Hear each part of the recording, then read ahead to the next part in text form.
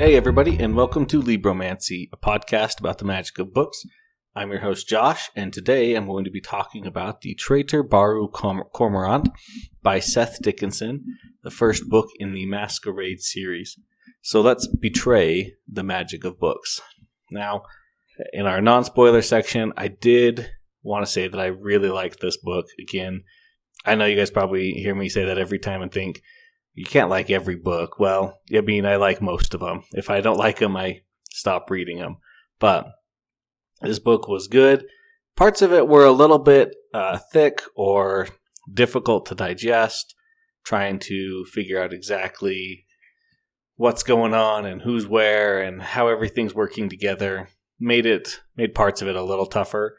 But on the whole, I think I enjoyed the whole structure. Some of the time jumps in the book were a little off, but for the most part, I didn't feel too taken aback by them. So, just a small, non-spoilery section.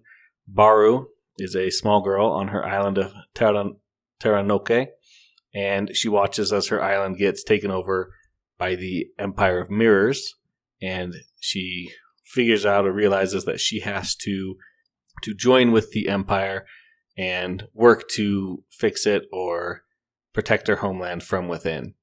And that's, all I can really say without getting into too much spoileries. But it really gripped me. I'd say the first 10 to 15% and the last 15 to 20% were the best. It sounds like the middle is a little slow, and it's never slow. It's just a bit more confusing and involved where you have to really be paying attention to make sure you understand who's doing what and where they're doing it and all of the policies. This book is heavy on economics, but if you go into it with too much of a, exactly how economics work in our world, you're going to have a little bit of a tougher time because some things maybe won't make sense or work exactly the same. And I think that's part of just suspending that, disbelief and just saying, okay, it's okay that this is how it happens in this world. Maybe that's not how it really happened, but for the story, that's how it's going to happen. On another point, I did want to put out that there is little to no magic in this book. Now, I don't think that disqualifies it from being necessarily fantasy. I was kind of expecting at least a little more. I might even classify this as more of a science fiction.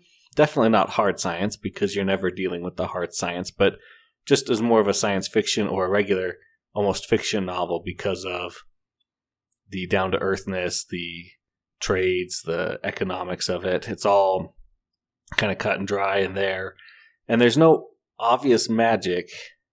I mean, there's like hints of magic, maybe, and they talk about alchemy, but I kind of understood that when they were talking about alchemy, really they just meant chemistry, which was, a different word for it. So that was there. I mean, it was still good. Yeah, I still would put it under fantasy, but it's not really fantasy to me. It's more of a mix of fantasy and sci-fi, which is just fantasy. So, oh well. Small kind of spoiler warnings. This book, the antagonists, they are against homosexuality and bisexuality. And so if that's something that you really don't like reading about, then you might want to look up and just make sure before you start reading it if this book is for you or not.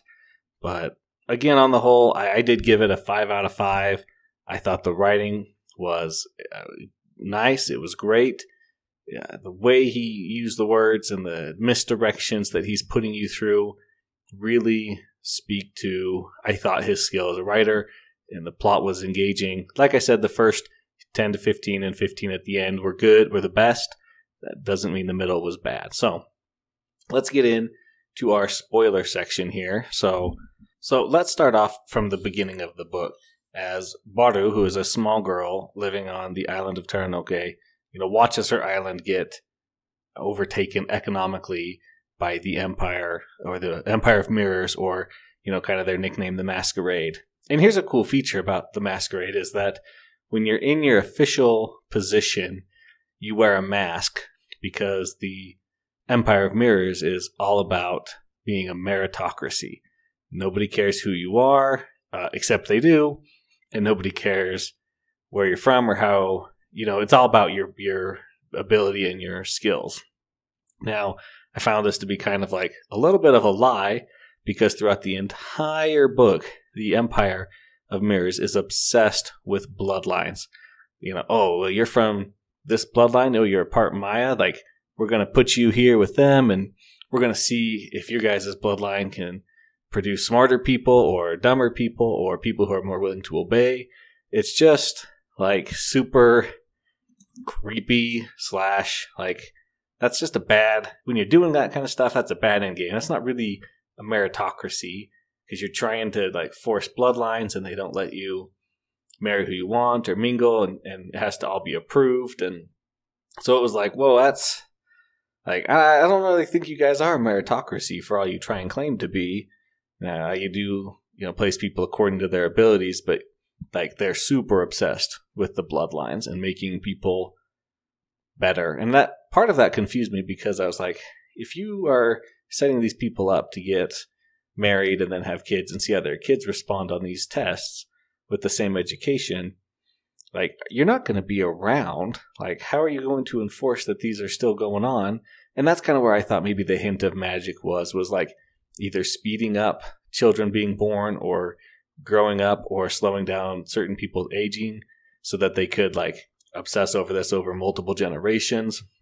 Because that's kind of the feel I got, is that it would be like the same person doing these generational tests. So back to Baru, though. She is on her island. She notices that the merchants from the Mask of Mirrors, are only buying, if you want to buy something from them, they only accept gems. And if he sells something to you, then he gives you papers, which is basically robbing their land of like all of its natural resources and forcing her island of Terranoke to be dependent on their money. And so, she's a small child, and so you can kind of see it and follow her logic. And then you're like, oh, wow, she's, it shows that she's smart, which is good. And it also shows that the Empire of Mirrors, they know how to conquer people, and they know that the best way to do it is economically, at least for them. It's much easier to do this than it is to fight a war. Less bloody, less costly, all those things. So it's great. It's good.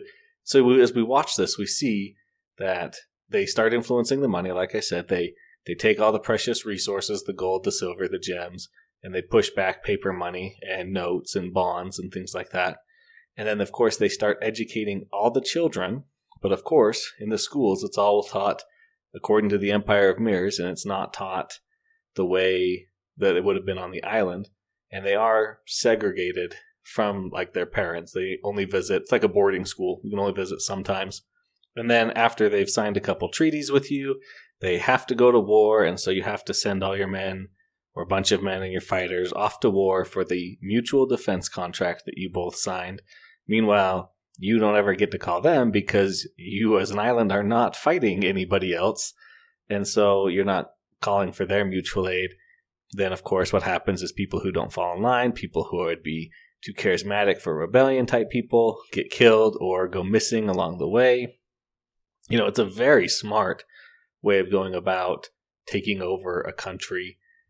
And so we see Baru, who's growing up, and she's seeing all these things happen, and she's like, okay, this is happening whether she likes it or not, whether her parents like it or not, they're not going to be able to stop themselves from being taken over. And so she resolves to take over the Empire of Mirrors from within, to excel within their system, to achieve what she needs to achieve, to get the power to save her island. And that, is a driving force for her throughout this book. So she takes the meritocracy exam, she gets placed, and she gets sent to a place called Ardwin. Now, she is kind of being groomed by this guy, Itinerant, I think. I'm pretty sure it's Itinerant, and he is kind of one of these merchants, and he's just pretending to be the merchant. He's much more. And we're going to talk about that before we get into Ardwin. We learn while they are kind of going to Ardwin that the emperor of the entire empire, is just a lobotomized, idiot. They surgically cut him. He's just brain dead. They take care of him. He's just a figurehead. And the real people behind the scenes are these people, and we learn their names at the very end. It's Itinerant, Stargazer, Apparitor, Renaissant, and Hiscast. So these people are the ones that are planning and controlling the empire. And so she realizes, I got to get to one of these positions. But then she's sent to Ardwin as the imperial accountant to try and, save their conquering effort against this city, the Ardwins.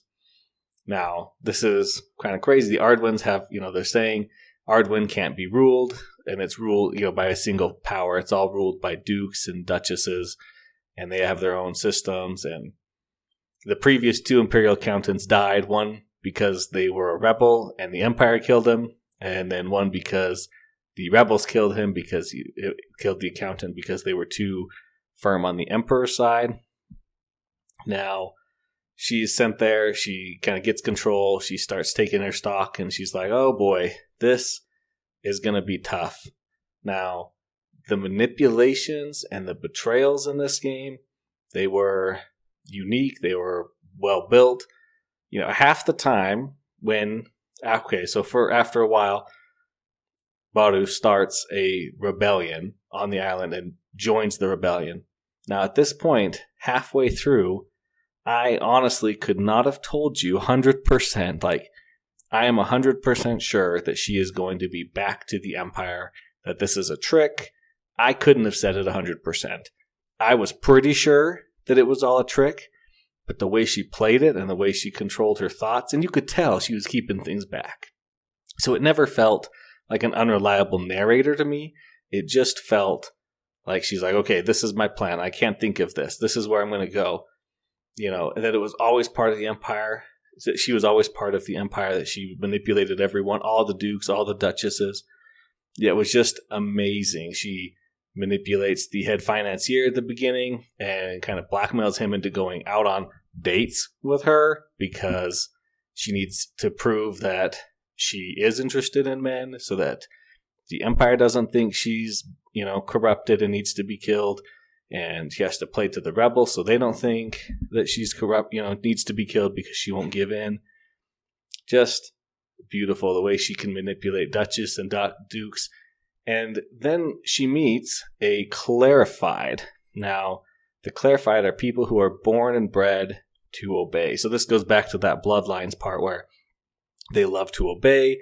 They are physically strong, smart, recall whole passages. And she asks, hey, what's my weakness? Why didn't this work? And he responds, you thought you were the only chess player, and you have to realize that everybody is playing their own game of chess. And so you have to think of the moves, not the moves that you want them to make, but the moves that they are going to make in response to the moves you are going to make. And it was just, it's kind of like playing that 5D chess versus regular chess. You have to think of what their moves are going to be and how they're going to affect that and how they're going to respond. So after she's manipulated the rebels and the Empire, which doesn't know that she's turned, but you'd have to think somebody would know if she's doing that. But after she has manipulated them and she pushes them and she says, oh, this is what we're going to do and this is how we're going to do it. And all of her plans, they sound good until you really think about them. And I look at them and I'm like, yeah, this could be a good plan, but what about this and this? And it's like, yeah, that's her plan. She is destabilizing both sides of the economy, basically. She's working with the rebels so that every victory for them is actually a loss, and it hurts both sides so that she can come out the eventual victor. Now, in the end, she does end up in a relationship once with Tain Hu, who she's been super close to, and I was so sad that everyone she tries to save in this book dies. She tries to save her assistant, Mier Lu, and he gets the plague because the rebels couldn't trust him, so they give him the plague and then he dies. And just everyone that she wants to try and save or protect ends up dying. And so it's intense. You're trying to root for her, but she is making all of these bad decisions, and you don't know where she stands, so you're not really sure if she's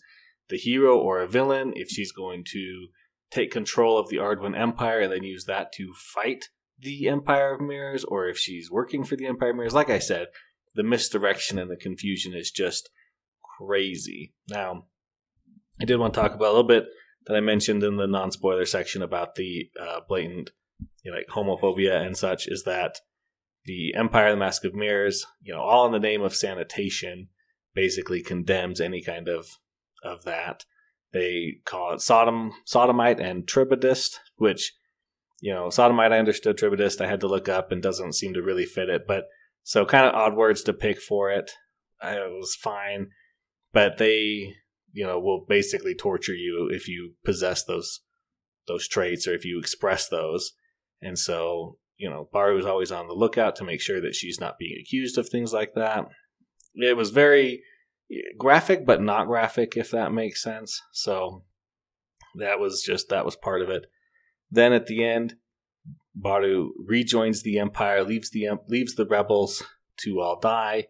She tries to save Tainhu, and she's back on her with the Empire, and they have found Tainhu and brought her back, and basically are trying to use Tainhu as hey, you like this person, and if you save her, then we'll know you like her, and we will use her as a stick over you. We'll hold her over you and make you do things you don't want to do. And so she lets Tainhu die. And Tainhu dying and being loyal to the end, that was just toughing and so hard to watch, especially because the way she's put to death is that she's chained to the side of a rock when the tide's coming in.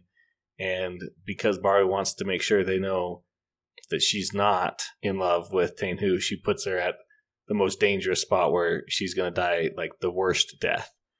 And just watching her being beaten to death by the tide and watching Baru watch it from her perspective and hear it and see it all, just crazy, just tough. I mean, that would have been it was tough to read. It would be tough to experience. And then she is joined, and she is moving on to her next assignment, hopefully to become one of these 5 or 6 people eventually who can save her, so she can manipulate the Empire and save her island. But just crazy, very good. The last 15-20% is really when all of her plans come together. That's what makes it really good. So that's going to wrap up my discussion of the Traitor Baru Cormorant by Seth Dickinson. Thanks for listening, everybody, and thanks to David Hillowitz for the intro and outro music. If you have any questions or comments, please send them to libromancypod@gmail.com. You can find me on Twitter sometimes at libromancypod when I'm there. And I've also put up a calendar on the website, libromancy.podbean.com, showing what books are coming up next if you want to read and follow along. Always remember to please like and subscribe wherever you get your podcast from. And remember to betray the magic of books.